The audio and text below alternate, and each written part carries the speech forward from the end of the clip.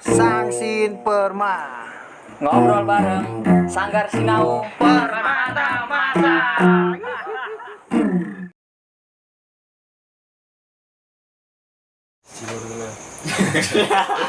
Halo guys. Jadi ini gua bareng sama teman gua buat hidupin lagi ya. Iya. Hidupin lagi konten kita yang sempat vakum berapa lama ya, Bro? Vakum sekitar hampir 2 tahun mungkin ya. Lama banget itu. 2 tahun nih. Setahun lebih ya, hampir 2 tahun Iya, lah. sekitar setahun setengah, hampir 2 tahun. Dan bisa dibilang ini kayak video comeback gitu ya. Bisa dibilang ya, karena ini video pertama kita setelah kita vakum cukup lama itu. Jadi Lama banget. oh iya. Ya, bisa disebut ini video comeback dari kita buat kalian semua. Ya. Kita dari Sanggar Sinau Permata Masa juga mohon maaf ya, karena kemarin banyak sekali kesibukan hingga akhirnya nggak bisa bikin konten, nggak sempet, macam-macam sih alasannya. Ada yang kerja, kuliah juga, sekolah juga, akhirnya kan nggak sempet gitu. Terus kita nggak cuma berdua ya. Iya, kita nggak cuma berdua, kita bertiga. Satu. Nggak, satunya kameramen, nggak kelihatan di sana. Mas, aman? Aman. Siap. Itu suaranya. Kita mau ngapain nih? Ngapain kita? Ngapain enaknya? Duduk aja kali ya. Nggak, gua baru aja baca buku. Iya. Judulnya itu Apa tuh? Belajar Goblok dari Bob Sadino. Itu bukunya ya. Belajar goblok dari Bob Sadino. Belajar Goblok dari Bob Sadino. Nanti mungkin kita bakal sharing-sharing aja terkait apa sih isi dari Belajar Goblok ala Bob Sadino ini. Ya. Tapi forumnya nyantai aja kali, Bro ya. Iya, santai aja. Nggak usah terlalu serius lah. Siap. Enaknya lu yang nanya apa gue yang nanya? Gua aja, lu kan biasa. Siap. Jadi gua aja yang nanya. Oke. Gue jadi narasumber gitu ya. Iya, biar kayak di TV itu. Oke. Siap.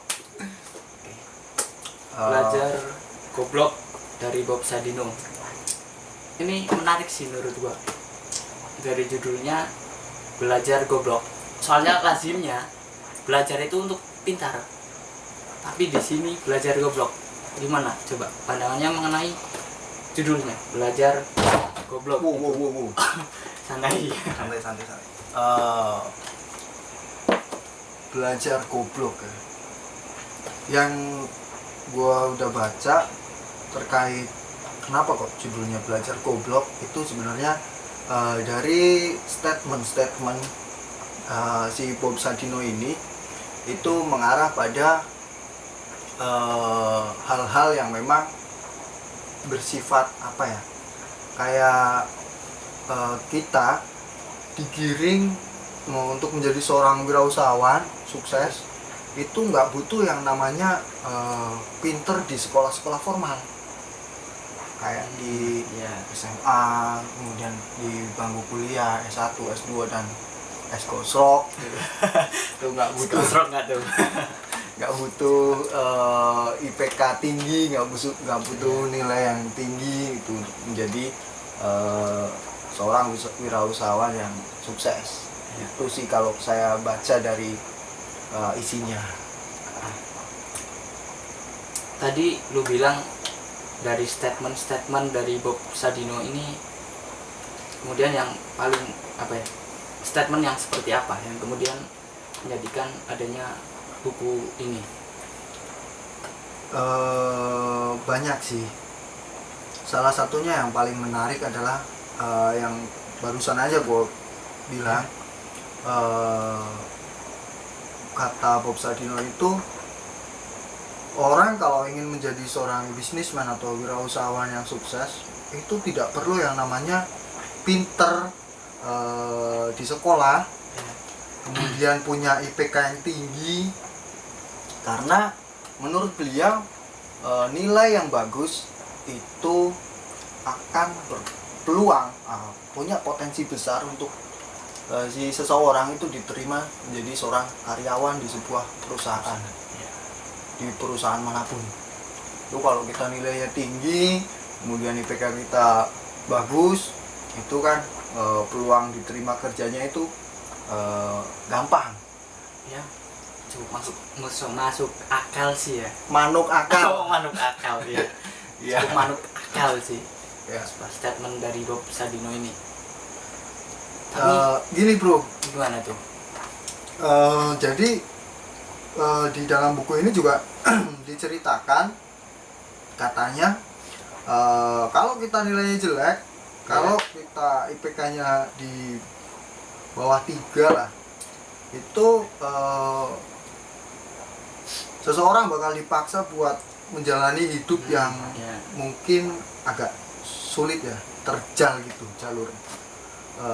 Mau ngelamar kerja di mana susah, mau ngelamar kerja di perusahaan juga mungkin nilainya nggak nyampe. Akhirnya kan itu memaksa seseorang buat istilahnya berpikir apa ya, Power of kepepet.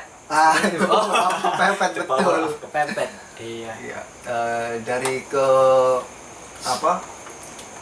Dari kita yang memang nggak bisa buat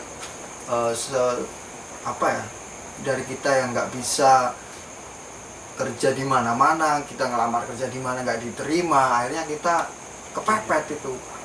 Dan biasanya ketika seseorang sedang kepepet, itu muncullah ide-ide gila yang membawa mereka pada sebuah usaha, khususnya dunia bisnis. Tuh, makanya kok kenapa disebutkan, karena di situ nggak usah dapat nilai bagus, mau usah pinter-pinter untuk modal menjadi seorang wirausahawan yang sukses. Tuh, dengan yang nilainya jelek, jangan berkecil hati lah ya. Karena gue nilainya jelek semua. itu sih. Apalagi nih?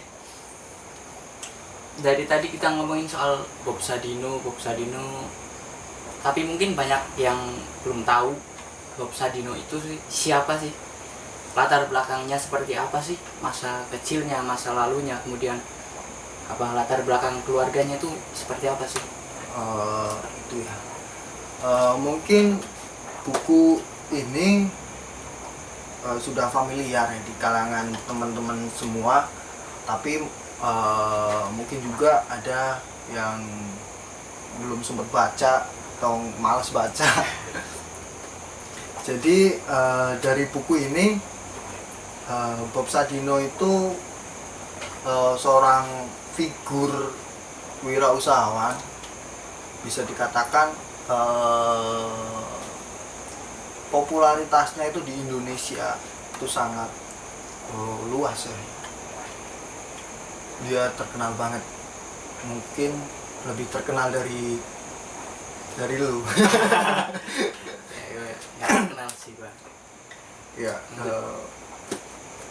Bob Sadino itu lahir dari keluarga yang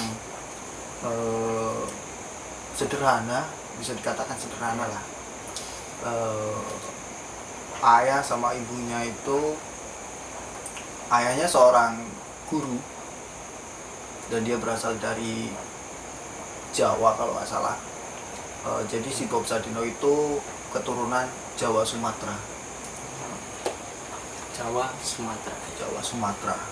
Masa kecilnya dia seorang anak guru yang hidup sederhana dan sama sekali nggak apa ya, bukan lahir dari keluarga-keluarga yang memang sudah bisa dikatakan itu kaya gitu. Kalau crazy rich sekarang itu kan mereka kok bisa kaya itu kan karena bantuan dari orang tua. Betul nggak sih?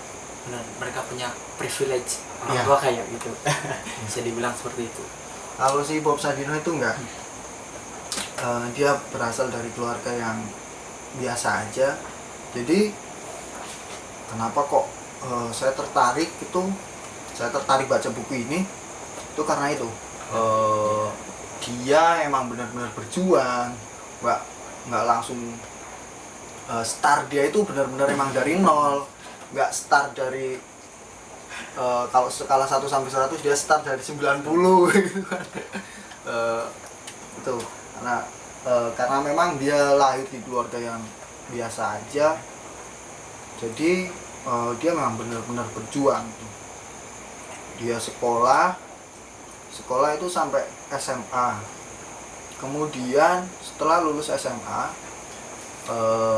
Bob Sadino itu bekerja di perusahaan Unilever. Ya. Karena di situ lingkungan kerjanya itu teman-temannya itu pada mau kuliah, hingga akhirnya dia memutuskan untuk kuliah di Fakultas Hukum Universitas Indonesia. Alasan dia kuliah juga karena itu.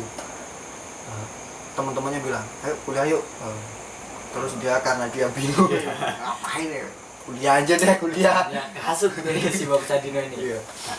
Dia kuliah, tapi nggak sampai kelar sih, karena menurut dia dunia perkuliahan, dunia kampus itu kurang cocok sama dia. Dia nggak sampai kelar. Akhirnya si Bob Sadino ini memutuskan buat istilahnya apa ya, keluar dari Fakultas Hukum Universitas Indonesia. Kemudian dia bekerja di salah satu perusahaan pelayaran dan ekspedisi. Nah, dari situ Bob Sadino ini memulai perjalanan, istilahnya perjalanan hidup kali ya. Karena kan ekspedisi itu kan berarti kan memaksa beliau harus ke sana kemana. Ya. Dan dia sampailah dia di Eropa. Kalau nggak salah itu kota yang paling lama dia tinggal itu di Amsterdam sama Hamburg, itu sampai 9 tahunan kalau nggak salah. Lama juga ya. Lumayan. Kayak kita lama gak buat video. Iya sih. Tadi lo bilang ada melalang buana, nanti ada di Amsterdam, kemudian di Hamburg, tapi mungkin itu ceritanya nanti aja ya. Oh, Biar kalian penasaran. Nanti Oke. kita ceritanya di video berikutnya. Oke. Mas kameramen, berapa menit?